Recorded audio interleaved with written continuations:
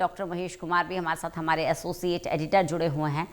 महेश, क्योंकि अब मतदान शुरू हो चुका है और 40 मिनट से ज़्यादा का समय बीत भी गया है, तो नज़ारा कितना बदला? वोटिंग शुरू होने के बाद तस्वीर कितनी बदली हुई नजर आ रही है? मैं चाहूंगी हमारे दर्शकों को दिखाएं आप। देखिए, साफ तौर से बात कही जा सकती है कि जबरदस्त उत्साह इस वक्त उकलाना के चुनाव में देखने को मिल रहा है। कहने को तो ये चुनाव बेहद छोटा चुनाव, और लोगों को हैरानी इस बात की हुई कि हरियाणा के मुख्यमंत्री जब यहाँ चुनाव प्रचार के लिए पहुंचे, कैबिनेट मंत्री जब यहाँ चुनाव प्रचार के लिए पहुंचे, महज 16 वार्ड और 16 ही हजार वोटर्स की संख्या, लेकिन इतनी कम संख्या में भी अगर मुख्यमंत्री और पूरी हरियाणा सरकार चुनाव प्रचार के लिए उतार दी जाए तो फिर ये मानिए कि वोटर्स को तो हैरान होना लाजमी था। फिलहाल कांग्रेस पार्टी ने भी यहाँ पर अच्छा खासा दमखम आजमाया है और लोगों की संख्या जो है सुबह से ही बढ़ती नजर आ रही है। अभी कहा जा सकता है कि लंबी कतारें इस वक्त वोटर्स की देखने को मिल रही हैं। साफ तौर से ये जो उत्साह है देख सकता है।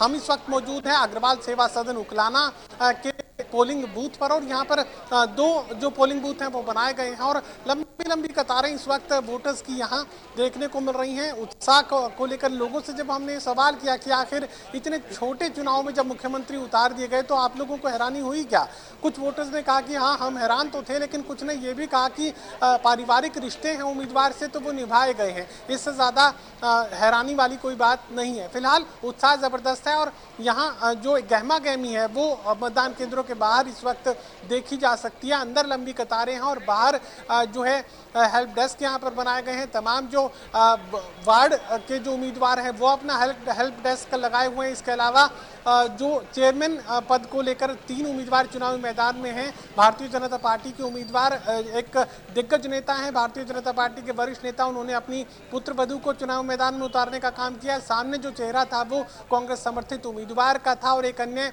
उम्मीदवार मेयर चेयरमैन पद को लेकर उकलाना नगर पालिका में चुनावी मैदान में इस वक्त बने हुए हैं। तो साफ तौर से बात कही जा सकती है कि उत्साह को लेकर तो किसी तरह की कोई कमी वोटर्स में देखने को नहीं मिल रही। इस वक्त लंबी लंबी कतारें मतदान केंद्रों के बाहर देखी जा सकती है।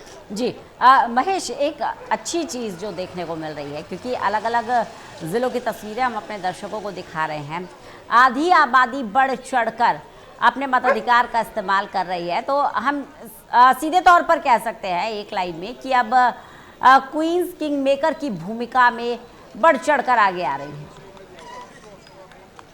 देखिए, फिलहाल उकलाना को लेकर तो बात की जा सकती है कि पुरुषों की संख्या काफी ज्यादा है। अगर कंपैरेटिव समझने की कोशिश की जाए तो पुरुष जो है काफी ज्यादा संख्या में इस वक्त नजर आ रहे हैं। हालांकि महिलाएं भी चुनावी मैदान में उतरी हुई हैं और उनके समर्थन में जो है वोटिंग महिलाएं भी सामने आ रही हैं, लेकिन फिलहाल पुरुषों की संख्या काफी ज्यादा है। लेकिन राजनीतिक जो चेतना है वो महिलाओं में इस वक्त बढ़ती हुई नजर आ रही है और उम्मीद हम करते हैं कि जैसे जैसे मतदान का वक्त आगे बढ़ेगा वैसे वैसे महिलाओं की संख्या भी मतदान केंद्रों तक बढ़ती नजर आएगी। फिलहाल अगर ताज़ा सूरत हाल की बात की जाए तो अभी पुरुषों की संख्या महिलाओं की बनस्पत काफ़ी ज़्यादा इस वक्त बनी हुई है। बिल्कुल, तो तस्वीर भी हम अपने दर्शकों को दिखा रहे हैं और महेश भी हमें लगातार यही जानकारी दे रहे हैं। महेश, क्योंकि स्थानीय मुद्दों को लेकर ये चुनाव लड़ा जाता है, लेकिन बार बार एक नारा दिया गया बीजेपी की तरफ से, ट्रिपल इंजन की सरकार, यानी कि बड़े चेहरों के नाम पर एक बार फिर से जनता को लुभाने की कोशिश की गई है। पीएम और सीएम के चेहरे के नाम पर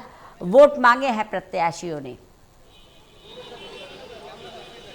देखिए रंजना, ट्रिपल इंजन का जो ये फॉर्मूला है ये भारतीय जनता पार्टी का हिट फॉर्मूला साबित हुआ और शहरी क्षेत्र के चुनाव तो ऐसे में शहरी क्षेत्रों में लोगों को आकर्षित करना आसान भारतीय जनता पार्टी के लिए हो जाता है। वो सीधा सवाल करते हैं कि अगर कांग्रेस का या किसी दूसरे राजनीतिक दल का या कोई आज़ाद उम्मीदवार आपने जिता भी दिया तो क्या होगा। जिस तरीके से सोनीपत में राजीव जैन तो खुली धमकी दे रहे हैं कि अगर कोई दूसरे राजनीतिक दल का यानी कांग्रेस या किसी अन्य राजनीतिक दल का कोई उम्मीदवार अगर आपने वार्ड में जिताकर भेजा भी तो उसे मैं काम नहीं करने दूंगा। ये भारतीय जनता पार्टी के जो उम्मीदवार हैं वो पहले से ऐलान कर चुके हैं। तो ये मानकर चलिए कि वोटर्स भी इस बात को समझते हैं कि अगर विपक्षी दल का कोई चेहरा जीत कर सामने आता है तो उसके लिए काम करना बेहद मुश्किल हो सकता है। या तो उसका कांग्रेस पार्टी या किसी भी दूसरे राजनीतिक दल में पूरे कार्यकाल के दौरान रहना बेहद मुश्किल हो जाएगा, और अगर रहे भी तो काम नहीं कर पाएंगे। इस तरह की जो ग्राउंड रियलिटीज़ हैं वो वोटर्स भी समझते हैं, और जिसकी वजह से मुझे लगता है कि ट्रिपल इंजन की बात मुख्यमंत्री करते हैं, तमाम भारतीय जनता पार्टी के लोग करते हैं, क्योंकि इस फॉर्मूले पर उन्हें वोट हासिल करने में काफ़ी आसानी का सामना करना पड़ता है। बिल्कुल, तो ट्रिपल इंजन की बात भी भारतीय जनता पार्टी की तरफ से की जाती है, लेकिन जनता के मूड की बात करें तो जनता ये भी जानती है कि जनप्रतिनिधि निकाय चुनाव में वो होना चाहिए जो जनता के बीच में रहे, इन समस्याओं को जानता हो, इसका समाधान कर सकता हो, और इन्हीं मुद्दों के आधार पर आज वोट डाले जा रहे हैं। टोटल न्यूज़ भी लगातार आपसे अपील कर रहा है कि अपने मताधिकार का इस्तेमाल ज़रूर करें और बढ़ चढ़ कर इस मतदान प्रक्रिया में अपनी भागीदारी को निभाएं, क्योंकि महेश, अलग अलग मुद्दे हैं। पानी का मुद्दा है, सड़क का मुद्दा है। हम लगातार इस तरह की तस्वीरें अपने दर्शकों को दिखाते रहते हैं। आप खुद ग्राउंड जीरो पर रहते हैं कि सड़कें या तो बनती नहीं हैं, बनती हैं तो जल्दी टूट जाती हैं, सड़कों में गड्ढे हैं, आए दिन हादसों को न्योता देती हैं इस तरह की सड़कें, और जनता परेशान है, त्रस्त है। इस वजह से बार बार अपील की जाती है, दरख्वास्त लगाई जाती है कि इस समस्या का समाधान हो, लेकिन ये भी वो समस्या है जो जस की तस बनी हुई है, और हर चुनाव में सड़क बनाने की बात कही जाती है, गलियां बनवाने की बात कही जाती है, लेकिन बनता कुछ नहीं। देखिए रंजना, इस बात को तो कबूल करना पड़ेगा कि पहले से काफ़ी बेहतर स्थिति इस वक्त शहरों में नज़र आ रही है। सड़कों का नव निर्माण किया गया है, ऐसा नहीं है कि नई सड़कें नहीं बनाई गई हैं, अच्छी क्वालिटी की सड़कें भी बनाई जा रही हैं। लेकिन आपका सवाल काफ़ी हद तक इसलिए लाजमी है कि काफ़ी सारी अवैध कॉलोनीज़ ऐसी होती हैं जहाँ पर लोग अपना वोट तो देते हैं, लेकिन उन्हें अपने वोट की कीमत दरअसल नहीं मिल पाती। कीमत विकास के तौर पर होती है, कीमत साफ सफाई के तौर पर होती है, लेकिन इन अवैध कॉलोनीज़ में रहने वाले लोगों को ना तो अच्छी सड़कें मिल पाती हैं, चूंकि कॉलोनी अवैध है। तो ऐसे में जो town and country planning department है वो अगर बिल्डर या जो भी प्लॉट काटने वाले लोग हैं जो अवैध कॉलोनी का निर्माण कर रहे हैं, वो अगर किसी तरह की सड़कों का निर्माण कर भी देते हैं तो district town and country planning के जो लोग हैं वो जेसीबी लेकर पहुंच जाते हैं और उस बनी बनाई सड़क को उखाड़ने का काम करते हैं। वजह क्या? वजह आपने अवैध कॉलोनी में प्लॉट लिया है, तो ऐसे में आपको ना तो सड़क मिलेगी, ना ही स्ट्रीट लाइट मिल सकती है, ना ही आपको किसी दूसरी सुविधा को हासिल करने का अधिकार है।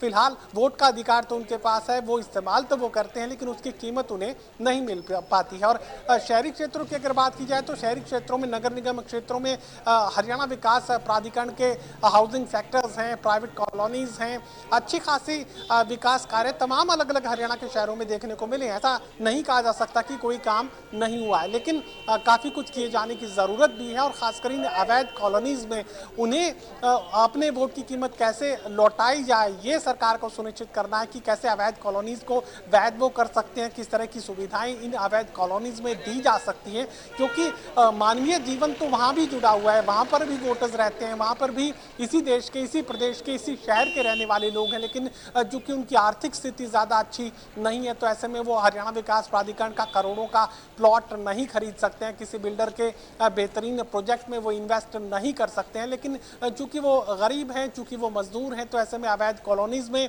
आशियाना ढूंढना उनकी मजबूरी होता है और इन अवैध कॉलोनीज में किसी भी तरह की सुविधाएं इन गरीबों को नहीं मिल पाती हैं। मुझे लगता है कि इस दिशा में सरकार को और ज़्यादा काम करने की ज़रूरत पड़ेगी ताकि अवैध कॉलोनीज में किसी भी तरीके से जीवन का जो स्तर है, जो मूलभूत सुविधाएं हैं, उन्हें बेहतर बनाया जा सके। चलिए, बने रहिएगा महेश, लगातार आपसे चर्चा करते रहेंगे, बातचीत करते रहेंगे। और क्योंकि मतदान प्रक्रिया अब जोरों शोरों से आगे बढ़ रही है, लंबी कतारें भी लग रही हैं मतदान केंद्रों पर, तो ये एक अच्छा साइन भी है। देखिए, लोकतंत्र में बहुत ज़रूरी है कि हम अपनी भागीदारी को निभाएं और अपने मत अधिकार की अहमियत को समझें, इसलिए वोट ज़रूर डालें।